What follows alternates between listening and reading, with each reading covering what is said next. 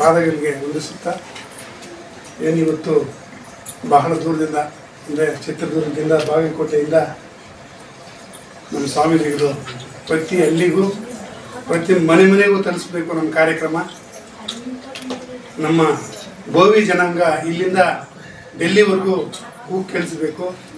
ಆ ಒಂದು ಸಮಾವೇಶವನ್ನು ಬಹಳ ಅದ್ದೂರಿಯಾಗಿ ಮಾಡಬೇಕು ಅಂತ ಅವರ ಒಂದು ದೃಢ ಸಂಕಲ್ಪ ಏನಿದೆ, ಆ ಒಂದು ದೃಢ ಸಂಕಲ್ಪಕ್ಕೆ ನಾವೆಲ್ಲ ಕೈ ಜೋಡಿಸಿ ಸುಮಾರು ನಮ್ಮ ಪಂಚಾಯಿತಿಯಲ್ಲಿ ನಮ್ಮ ತಾಲೂಕಲ್ಲಿ ಎಷ್ಟು ಜನ ಪಾಪ್ಯುಲೇಷನ್ ಇದ್ದಾರೋ ಸುಮಾರು 24,000 ವೋಟ್ಸು ಅಂದರೆ 60,000 ಪಾಪ್ಯುಲೇಷನ್.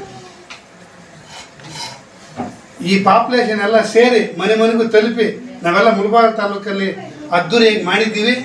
ಈಗ ಬಹುತೇಕ ನಾವು ಕಾರ್ಯಗತ ಕಳಿಸ್ತೀವಿ ಅಂತ ಸ್ವಾಮೀಜಿಗೆ ಭರವಸೆಯನ್ನು ಕೊಡುತ್ತಾ ಅವರ ಕೈ ಬಲಪಡಿಸಿ ನಮ್ಮ ಕಷ್ಟಗಳನ್ನು ಅವ್ರ ಹತ್ರ ಹೇಳ್ಕೊಳ್ತೀವಿ. ಒಂದು 2 ನಿಮಿಷ. ಕಟ್ಟ ಕಡೆ ಜನಾಂಗದವ್ರು ನಾವು ಕಲ್ಲು ಹೊಡೆದು ಮಣ್ಣು ಬಾವಿಗಳು ಹೊಡೆದು ಕರೆಕಟ್ಟೆಗಳನ್ನು ಕಟ್ಟಿ ನಾವೆಲ್ಲ ಕಷ್ಟದಿಂದ ಬಂದಿರೋರು. ಇವತ್ತು ರಾಜಕೀಯವಾಗಿ ಆರ್ಥಿಕವಾಗಿ ಅನೇಕ ಚಟುವಟಿಕೆಗಳಲ್ಲಿ ನಾವು ಹಿಂದುಳಿದಿದ್ದೀವಿ. ಸ್ವಾಮೀಜಿಗಳು ಆಗಾಗ ಫೈಟ್ ಮಾಡ್ತಾ ಇರ್ತಾರೆ ಸರ್ಕಾರದಲ್ಲಿ, ನಮ್ದು ರಿಸರ್ವೇಷನ್ ಬಂದಿದೆಯಪ್ಪ, ನಮ್ಮ ಬೋವಿ ಜನಾಂಗಕ್ಕೆ ಅತಿ ಹೆಚ್ಚು ಸೀಟ್ಗಳನ್ನು ಬೇಕು, MLA ಸೀಟ್ಗಳು ಅಂತ ಅವರು ಹೋರಾಡ್ತಾ ಇರ್ತಾರೆ. ನಾವು ನೋಡ್ತಾ ಇರ್ತೀವಿ ಪೇಪರ್ ಟಿವಿಯಲ್ಲಿ.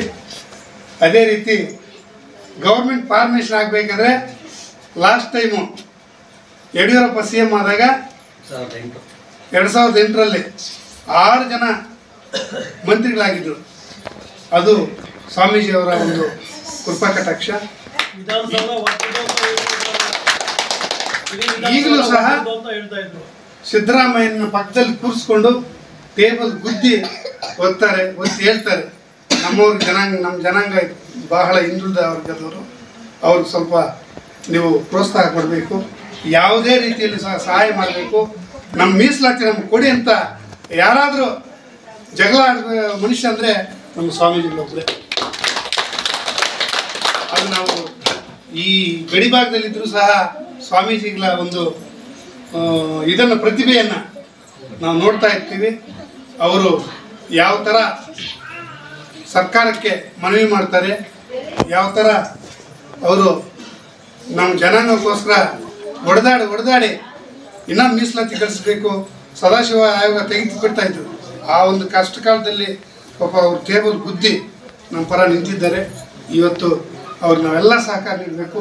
ನಮ್ಮ ಪಂಚಾಯಿತಿಯಿಂದ ಅತಿ ಹೆಚ್ಚು ಜನರನ್ನು ಕರ್ಕೊಂಡು ಬಂದು ನಿಮ್ಮ ಒಂದು ಪ್ರೋಗ್ರಾಮನ್ನು ಯಶಸ್ವಿ ಮಾಡ್ತೀವಿ ಅಂತ ನಾವು ಭರವಸೆ